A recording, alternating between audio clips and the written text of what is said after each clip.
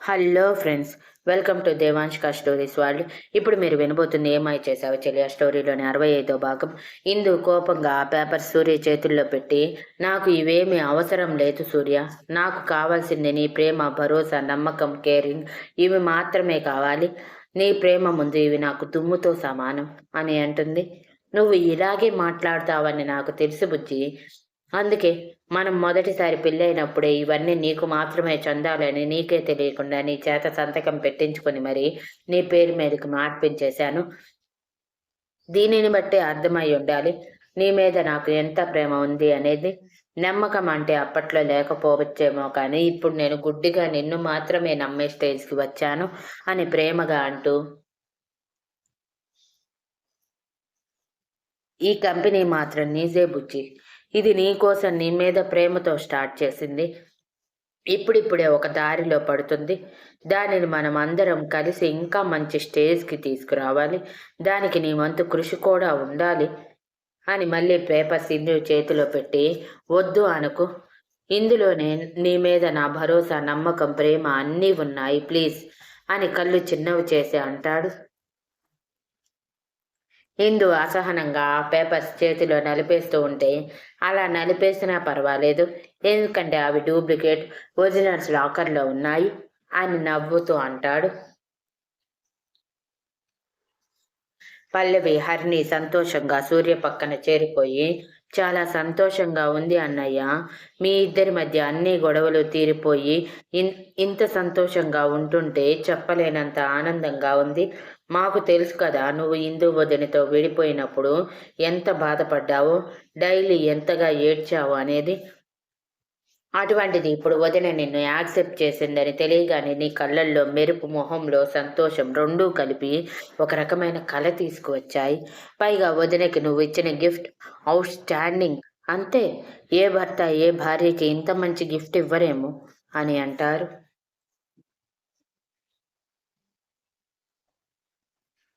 సూర్య సంతోషంగా పల్లవి, హరిని ఇద్దరు భుజాల చుట్టూ వేసి తన సంతోషం తెలియజేసి ఇందు ముందు మోకాళ్ళ మీద కూర్చుని, and one more gift for you అంటూ డైమండ్స్తో ఐఎస్ అని అందంగా చిక్కినట్టు కనిపిస్తున్న అక్షరాలతో ఉన్న రింగ్ పట్టుకొని, ఏ మాయ చేశావో కానీ చెలియా, ఏ క్షణాన నిన్ను చూశానో ఆ క్షణమే నీ వశమైపోయాను. నువ్వు లేని నేను ఊహించుకోలేకపోయాను. ఏ క్షణమైతే నువ్వు దూరం అయిపోతావని అనిపిస్తుందో ఆ క్షణమే ఊపిరి ఆగిపోతుందన్న భయం వేస్తుంది. బలవంతంగా నిన్ను నా దరికి చేర్చుకోవాలి అనుకున్నంత పిచ్చి ప్రేమ నాలో నిండిపోయింది. మన మధ్య ఎంత పెద్ద ఒడిదుడుకులు ఎదురైనా తట్టుకొని నిలబడి ఇద్దరం కలిసి ఒకటిగా మారిపోయే క్షణం కోసం ఎదురు చూస్తూ ఉన్నా ఈ నీ సూర్య ప్రేమని ఒప్పుకుంటావా చెలియా? మీలో నన్ను దాచేసుకుంటావా అని ఎంతో ప్రేమగా అడుగుతాడు. ఎందో సూర్య చెప్పిన మాటల్లోనే లోతైన భావం అర్థమయ్యేసరికి కన్నీళ్లతో సూర్య వైపు చూస్తూ తల నిలువుగా ఊపి చేతిని ముందుకు చాపగానే సూర్య ఆ రింగ్ ఇందుకి తొడిగి ఆ చేతి మీద ముద్దు పెట్టి లేచి తన కన్నీళ్లు తుడిచి నుదుటి మీద ముద్దు పెట్టి గట్టిగా హత్తుకుని చుట్టూ ఉన్న మనుషుల్ని మర్చిపోయి వరి ప్రేమలోకంలో విహరిస్తారు.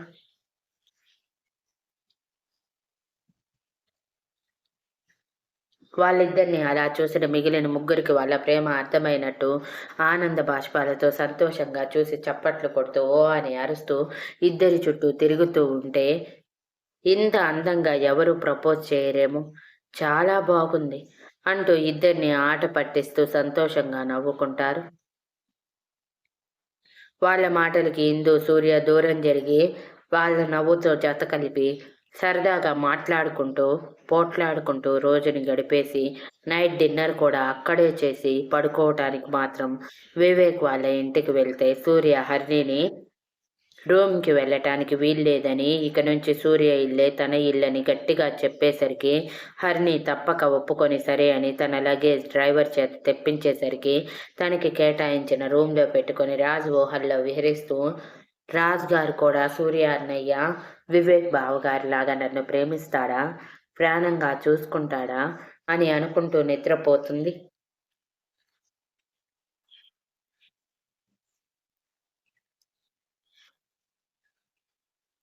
వివేక్ పల్లవి ఇంటికి వెళ్ళి ముందుగా ఫ్రెష్ అయ్యి పడుకోవటానికి బెడ్ మీదకి చేరగానే వివేక్ పల్లవి చుట్టూ చెయ్యి వేసి, ఐ లవ్ యూ పల్లవి, నిన్ను నా ప్రాణం కంటే ఎక్కువగా చూసుకుంటాను. ఈ రోజు నుంచి నా కోసం ఎంతో చేసిన నీకు నా ప్రేమని బదులుగా ఇవ్వడం తప్ప ఇంకేమీ ఇవ్వలేను నేను అని ప్రేమగా తన బుగ్గ మీద ముద్దు పెడుతూ అంటాడు.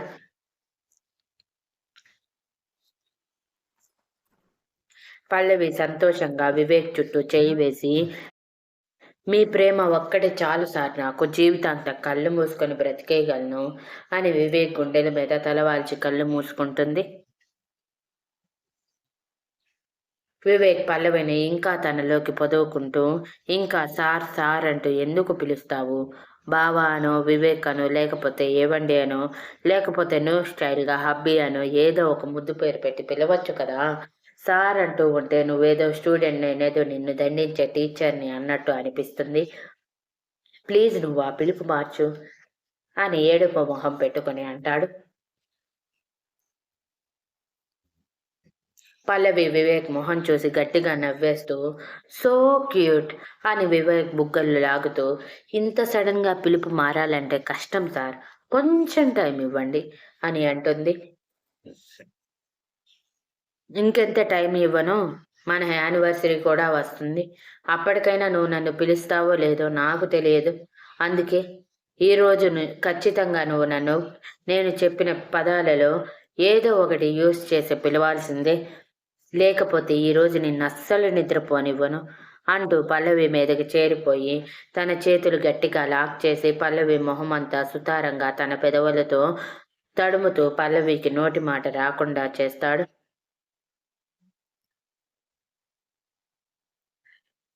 వివేక్లో ఫస్ట్ టైం రొమాంటిక్ యాంగిల్ చూస్తున్న పల్లవి ముందు షాక్ అయిన తర్వాత పరవశంగా కళ్ళు మూసుకుంటూ, నేను అలా పిలవలేను సార్, ప్లీజ్ అంటే వివేక్ ఇంకొంచెం రెచ్చిపోయి, నువ్వు పిలిచే వరకు వదలను అంటూ పెదవుల మీద ముద్దు పెడుతూ ఆ పెదవులని చేతితో పట్టి లాగుతూ పల్లవి కళ్ళల్లోకి రొమాంటిక్గా చూస్తూ ఉంటాడు. వివేక్ వదిలేలా లేడని ఏదో ఒక పేరు పెట్టి పిలవాలని ఆలోచిస్తూ ఉండగానే వివేక్ ఇంకొంచెం అడ్వాంటేజ్ తీసుకుంటూ పల్లవి పెదవులని గట్టిగా బంధించి వాళ్ళిద్దరి తొలి ముద్దుకి శ్రీకారం పలికి ముద్దులోని మాధుర్యాన్ని ఇద్దరూ చవి చూస్తూ ఉంటే పల్లవి వివేక్ చుట్టూ చేతిని ఇంకాస్త బిగిస్తుంది. 2 నిమిషాల తర్వాత పల్లవి పెదవులని వదిలేసిన వివేక్ కొంటెగా పల్లవి కళ్ళల్లోకి చూస్తూ, పిలుస్తావా లేకపోతే ఇంకొంచెం అడ్వాంటేజ్ తీసుకోమంటావా అంటూ ఒక చేతితో పల్లవి చేతుల్ని బంధించి మరొక చేతితో నైట్ ట్రాక్లో ఉన్న పల్లవి టీషర్ట్ లోపల నుంచి నడుముని తడుముతూ పల్లవికి గొంతు తడారిపోయేలా చేస్తాడు.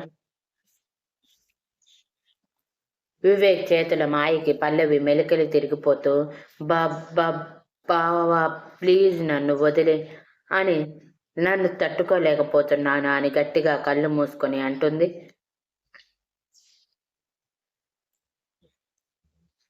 బావా అనగానే పల్లవిని వదిలేసి తన బుగ్గ మీద పంటిగాటు ఇచ్చి, ఇది కదా నాకు కావాల్సింది, బావా అని ఎంత అందంగా పిలిచావో, దీనికే ఫిక్స్ అవ్వు, ఇక నుంచి నువ్వు నన్ను బావా అనే పిలవాలి అంటూ పల్లవిని వదిలేసి పక్కన పడుకొని పల్లవిని తన గుండెల మీదకి చేర్చుకొని, జస్ట్ నిన్ను భయపెట్టడానికి అలా చేశాను అంతేకాని నేను కూడా డిస్టర్బ్ అయ్యాను, కానీ నిన్ను డిస్టర్బ్ చేయలేను కాబట్టి ప్రశాంతంగా నిద్రపో అంటూ తన వీపు మీద జో కొడతాడు. వివేక్ కేరంకి పల్లవి మరోసారి పడిపోయి వివేక్ మీద ప్రేమని మరొక మెట్టు ఎక్కించి మరీ సంతోషంగా కళ్ళు మూసుకుని వివేక్ సాంగత్యాన్ని ఆస్వాదిస్తూ నిద్రపోతుంది. వివేక్ కూడా పల్లవి కౌగిలిలో ప్రశాంతంగా నిద్రపోతాడు.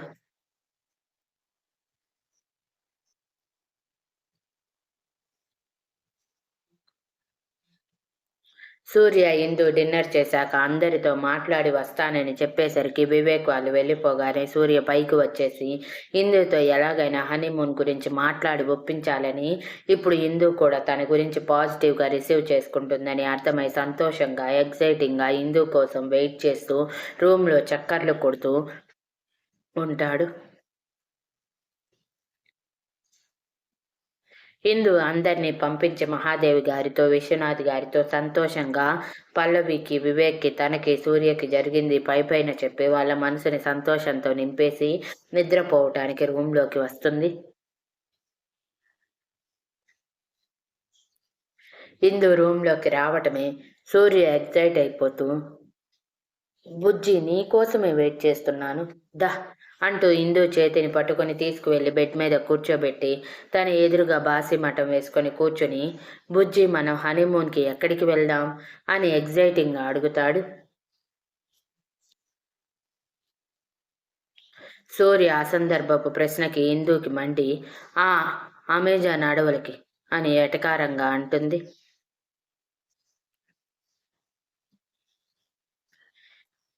ఇందు మాటకి సూర్య ముందు షాక్ అయిన తర్వాత నవ్వుతూ, నీ ఇష్టం బుజ్జి, నువ్వు ఎక్కడికంటే అక్కడికే వెళ్దాం, ఇక నుంచి నీ ఇష్టమే నా ఇష్టం అంటూ ఇందుని పైకి లేపి తన ఒడిలో కూర్చోబెట్టుకొని అంటాడు. ఇందు కోపంగా సూర్య భుజం మీద కొట్టి, పిచ్చి పట్టిందా సూర్య నీకేమైనా? అడవిలో హనీమూన్ ఏంటి? నేనేదో నువ్వు అలా అడిగేసరికి కోపం వచ్చి అన్నాను, కానీ నువ్వు ఆ మాటని పట్టుకొని అడవులకి హనీమూన్ అంటే ఎలా చెప్పు అని అంటుంది. నీకు తెలియదేమో, ఇప్పుడు అడవుల్లో ట్రీ హౌసెస్ ఉన్నాయి కదా, వాటిల్లో హనీమూన్ చేసుకుంటే ఎంత బాగుంటుందో తెలుసా? అది కూడా ఒక మర్చిపోలేని జ్ఞాపకంగా మిగిలిపోతుంది. కాబట్టి మనం నువ్వు చెప్పినట్టే అమెజాన్ ఫారెస్ట్కి వెళ్దాం. నేను ఇప్పుడే టికెట్స్ బుక్ చేస్తాను అంటూ ఫోన్ తీసుకుంటూ ఉంటే ఇందుకి కోపం వచ్చి సూర్య చెంప మీద చిన్నగా కొట్టి, హనీమూన్కి నేను సిద్ధంగా లేను, ఇంకా సిద్ధంగా లేను, పిచ్చి పిచ్చి వేషాలు వేయకుండా బుద్ధిగా ఉండు. నువ్వు హనీమూన్ అనేసరికి కోపం వచ్చి ఏదో మాట వరుస కంటే దాన్ని పట్టుకొని టికెట్స్ బుక్ చేద్దాము, ఎంజాయ్ చేద్దామంటే ఇక్కడ ఎవడు రెడీగా లేరు అంటూ సూర్య ఒడిలో నుంచి పైకి లేచి బుద్ధిగా నిద్రపో అంటూ బెడ్ మీద మరో సైడ్ పడుకుంటుంది. ఇందు రియాక్షన్ అలానే ఉంటుందని ముందే తెలిసిన సూర్య ఎక్కువగా షాక్ అవ్వకుండా బుజ్జి అని గారంగా పిలుస్తూ ఇందుని వెనక నుంచి గట్టిగా హత్తుకొని, నన్ను యాక్సెప్ట్ చేశాక కూడా ఇంకా దూరం అంటే ఎలానే? నీకు తెలుసు కదా మనకి పెళ్ళై దాదాపు 4 సంవత్సరాలు అవుతుంది. 4 సంవత్సరాల నుంచి నేను పెళ్ళైన బ్రహ్మచారిగానే ఉన్నాను. కనీసం ఇప్పటికైనా కనికరించవే. ఎదురుగా ఇంత అందాన్ని పెట్టుకొని సైలెంట్గా ఉండాలంటే ఎవరికైనా కష్టంగా ఉంటుంది కదా.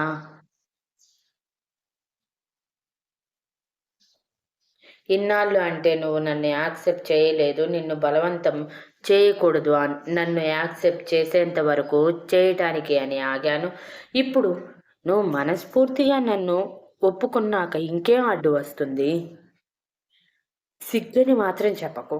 నీలో నీలో అది లేదని నాకు తెలుసు అని చీరలో ఉన్న ఇందు నడుం మీద చేయి వేసి తడుముతూ అంటాడు. సూర్య చేసే పనులకి ఇందు గొంతులో తడారిపోతూ ఉంటే కష్టంగా సూర్య అంటూ సూర్య చేతి మీద చేయి వేసి కదలకుండా ఆపి, పిచ్చి పిచ్చి వేషాలు వేయకుండా పడుకో సూర్య.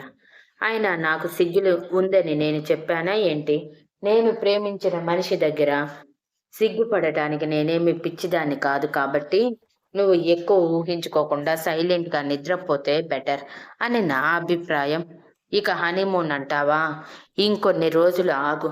అన్నయ్య పల్లవి పూర్తిగా దగ్గరయ్యాక అప్పుడు నేను నీకు దగ్గర అవ్వటానికి ఎటువంటి అబ్జెక్షన్ చెప్పను. ముందు నాకు అన్నయ్య జీవితం ముఖ్యం అని అంటుంది. సూర్య కొంచెంసేపు ఆలోచించి, నీ ఇష్టం బుజ్జి, నువ్వు ఏదంటే అదే అంటూ తన మెడ మీద ముద్దు పెట్టి ఇందుని తన వైపు తిప్పుకొని గట్టిగా హత్తుకొని, పడుకో అంటూ తన వీపు మీద జోకొడుతూ కళ్ళు మూసుకుంటాడు. సూర్య చేసే పనులకి ఇందు మురిసిపోతూనే మై క్యూటీ పై అనుకుంటూ సూర్య గుండెల మీద ముద్దు పెట్టి తను కూడా ప్రశాంతంగా నిద్రపోతుంది. అలా సూర్య మళ్ళీ ఆఫీస్కి వెళ్తూ ఉంటే ఇందు కూడా సూర్యతో పాటు వెళ్ళి ప్రాజెక్ట్లో హెల్ప్ చేస్తూ ఉంటే మరోవైపు వివేక్ కూడా పల్లవిని జాగ్రత్తగా చూసుకోమని పద్మావతి గారికి మరీ మరీ చెప్పి ఆఫీస్కి వెళ్ళటం స్టార్ట్ చేసి ప్రతి అరగంటకు ఒకసారి పల్లవికి ఫోన్ చేసి ఎలా ఉన్నావు, బాగానే ఉన్నావా అని అడుగుతూనే ఉంటాడు. పల్లవికి ఒకవైపు వివేక్ ప్రేమ చూస్తుంటే ప్రపంచంలో కల్లా అదృష్టవంతురాలు తనే అనిపిస్తూ ఉన్నా మరోసారి మరీ ఇంత కేరింగ్ కొంచెం విసుగ్గా అనిపిస్తూ కూడా ఉంటుంది. అలా మరో వారం రోజులు గడిచిపోయాయి. ఒకానొక రోజు మధ్యాహ్నం టైంలో సూర్య, వివేక్ ఇద్దరూ కలిసి ప్లాన్ చేసుకున్నట్టుగానే సునీత ఫాదర్ని తీసుకుని ఎవ్వరూ లేని చోటికి లైక్ కొండ ప్రాంతానికి వెళ్ళి ఆయన ఎదురుగా ఇద్దరూ తలదించుకొని నించుంటే సునీత నాన్నగారు ఏమైంది, అర్జెంటుగా మాట్లాడాలి అని చెప్పి ఇక్కడికి తీసుకువచ్చి సైలెంట్గా ఉన్నారు అని అయోమయంగా అడుగుతారు.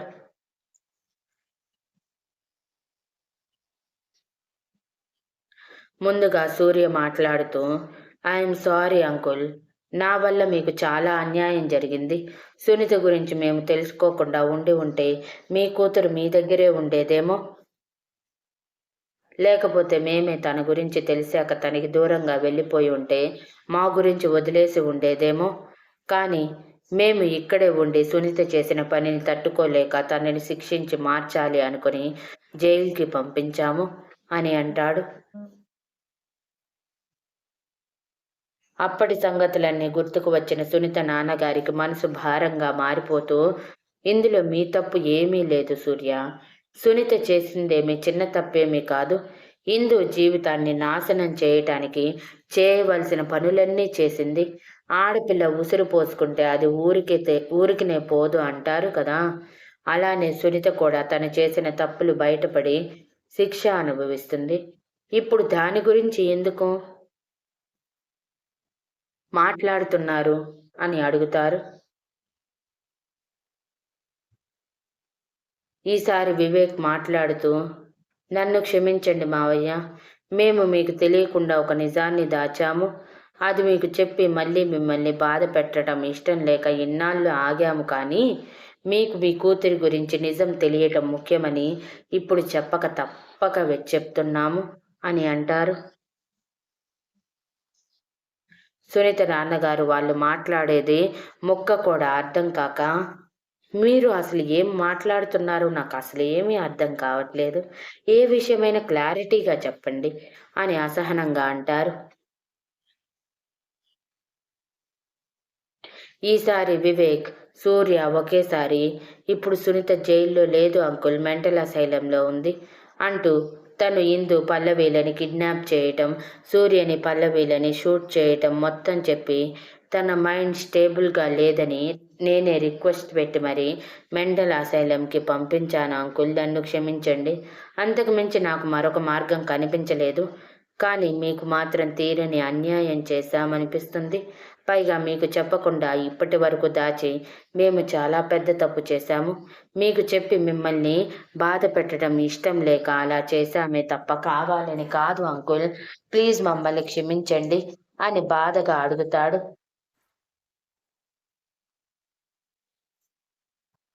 అవును మావయ్య, తను ఇంతవరకు మారలేదు. పైగా నేను దక్కితే దానికి మాత్రమే దక్కాలంట, లేకపోతే ఈ భూమి మీద ఉండకూడదంట. అందుకే నన్ను చంపాలని ట్రై చేసింది. లాస్ట్ సెకండ్లో పల్లవి నాకు అడ్డుగా వచ్చి దాని ప్రాణాలని అడ్డంగా వేసి నన్ను కాపాడుకుంది. అందుకే అదంటే నాకు అంత ఇష్టం. ప్లీజ్ అంకుల్, మమ్మల్ని అర్థం చేసుకోండి అని బాధగా అడుగుతారు.